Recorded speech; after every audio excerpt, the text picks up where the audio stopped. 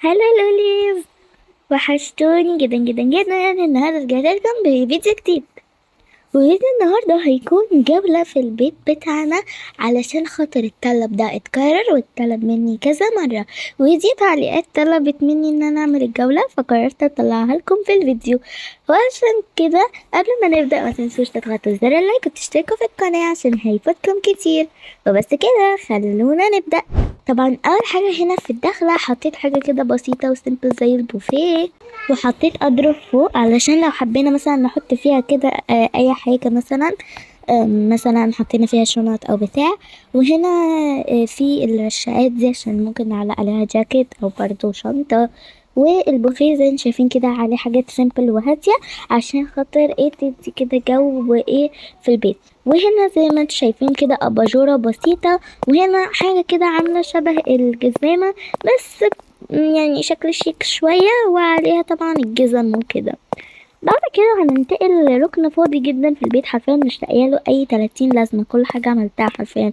ده حتى الكلب بتاعي لقيت له مكان، مش لاقيه حاجه اعملها هنا حرفيا. فاكتبوا لي في الكومنتس اي حاجه ممكن اعملها في الركن الفارغ ده. وبعد كده هننتقل للليفينج. زي ما انتم شايفين كده في الدخلة حطيت زي ترابيزة بسيطة كده عليها زي ما انتم شايفين كحك وبسكوت العيد والتلفزيون فوقيها، فبجد سيمبل قوي. وهنا حطيت الترابيزة دي عشان حطيت عليها المناديل، حطيت عليها الجورنال، شوية كده تماثيل بسيطة وزرعة طبعا.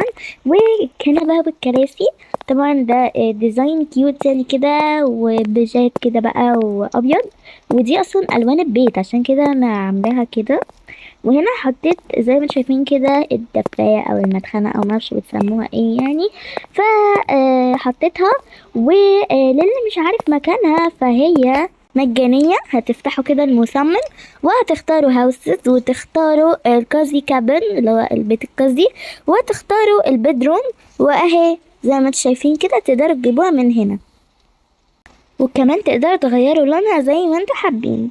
وحطيت زي هنا بوفيه كده بسيط صغنطوط عليه كده شوية كتب وأباجورة والبتاع اللي انا مش عارفة هي ايه، بس هي شكلها حلو يعني. هنا زي الطرقة اللي هي بتودينا من الليفينج للمطبخ.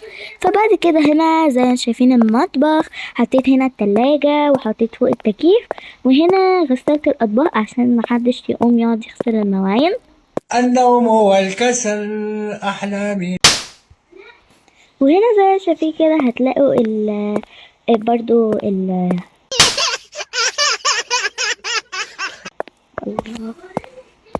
الميكروويف. وهنا البوتاجاز، وزي ما شايفين كده هنا برضو المعالق اللي بنطبخ بيها عشان يعني اكيد مش هنطبخ بايدينا. تكنولوجيا تكنولوجيا تكنولوجيا. وفوق البتاع اللي انا مش عارفه ايه لازمته ده، بس احنا بنحط فيه حاجات علشان المطبخ. وهنا الكولدير علشان خاطر نجيب منه الميه. وهنا زي ما شايفين كده حطيت الحاجات دي، حاجة زي النيش بس أشيك شوية. وهنا الحوض بقى بسلق عليه الترمس وعليه شوية طينة وزرع. وهنا طبعا مش عارفة حطيت دول ليه، ما طبعا عندنا غسالة أطباق بس ما علينا يعني. وحطيت هنا القطعة والسكينة والملح والفلفل، ملح فلح ومش عارفة ايه كده. وهنا حطيت الباسكت. كده بقى ننتقل للسفرة. هنا في السفرة زي ما شايفين كده بسيطة يعني معلهاش حاجات كتير. وبرده ترابيزة كده بسيطة زي اللي كانت تحت التلفزيون، عليها برضو حاجات ملهاش أي 30 لازمة. فما علينا دلوقتي بقى هنروح علشان خاطر نطلع على الدور التاني، واللي هو فيه أوضة ماما وبابا وكمان الحمام. فيلا بينا. فأول حاجة في هنا زي ما شايفين كده الطرقة اللي بتدخلنا، وبعد كده هنلاقي هنا مراية والتفاية اللي كنت حطاها تحت والسراحة. يعني صراحة كده جميلة وسيمبل خالص. وهنا طبعا ده ثبت الشرابات، فيعني حاجة كده عشان منحطش الشرابات وسط الهدوم ويعني تبقى حالتهم حال، فعملت لهم ثبت كده بسيط. وهنا الدولاب زي ما انتم شايفين. والقعدة دي بجد بتبقى حلوة قوي خصوصا وقت الغروب، بتكون تحفة، من احلى الحاجات اللي موجودة في البيت كله. وهنا زي ما انتم شايفين كده السرير، وورا بقى حاجات كده فيها بقى بيكون عليها المنبه، مناديل، اي احتياجيات يعني كده، وكمان التكييف واللمبة طبعا. وبعد كده بقى ندخل على الحمام. زي ما انتم شايفين كده حطيت هنا البانيو، وهنا ده كده زي ما انتم شايفين كده جواه الروب والحاجات، والحمام نفسه كمان بقى الحوض وكده. في هنا شامبوز وكريمات وصابون وكمان مشاط وكده. وبعد كده بقى هنلاقي هنا الغسالة جواها الغسيل، وجنبيها اللي بتنشف الغسيل والمنشر والسبت اللي بنحط فيه الغسيل نفسه. وفوق بقى هنا حطيت شوية أرفف. هنا في الأدوية والترمومتر. وفوق هنا في المعجون وفرش السنان بتاعتنا احنا الأربعة. وهنا حاجات للشعر. وبس كده هنا يكون الدور التاني خلص. فهو بجد حلو قوي يعني، في أوضة ماما وبابا والحمام. فهو بجد سيمبل وبسيط، ما فيهوش حاجات كتيرة يعني. فدلوقتي هنطلع على الدور التالت اللي هو فيه اوضنا احنا التلاتة، انا وعز وليلى. وكمان بس كده ما فيش حاجة تانية. فيلا بينا. وبعد كده زي ما انتم شايفين كده هندخل على الأوضة بتاعتي. فاول حاجه حطيت البتاعتين انا مش عارفه ايه لازمتهم دول، بس هم شكلهم حلو. وحطيت اباجوره كده بسيطه. القعده دي برضو كده حطيتها جنب المكتب، وحطيت عليها اللابتوب.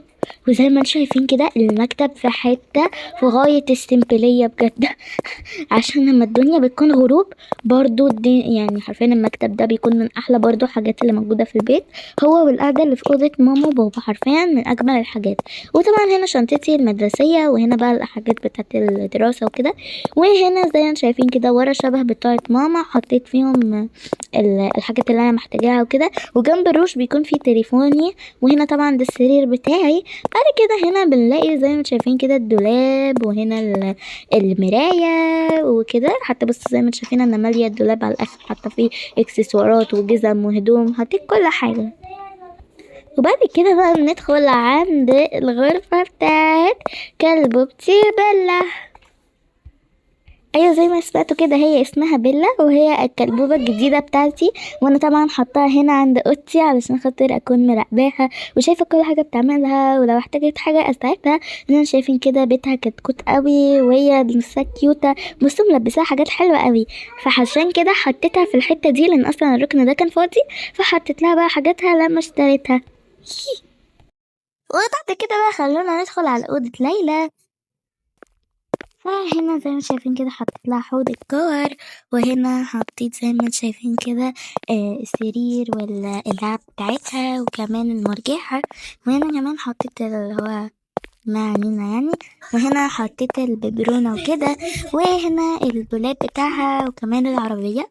وهنا نكون دخلنا على أوضة القبطان عزوز. زي ما شايفين كده هنا السرير، وهنا مكتبه، والرفوف دي عليها ما شاء الله جوائز وأشياء معرفش جات منين، ديكورات وخلاص. ما علينا. ومن هنا طبعا في أباجورة، وهنا حطيت له كمان مراية زي أوضتي، والسجاجيد طبعا. وكمان حطيت الدولاب. وهنا مكتب الجيمنج اللي لو ما حطيتهوش كان زمان وموتني. وبس كده احلى لوليز نكون خلصنا الجولة بتاعتنا. بتمنى ان البيت يكون عجبكم.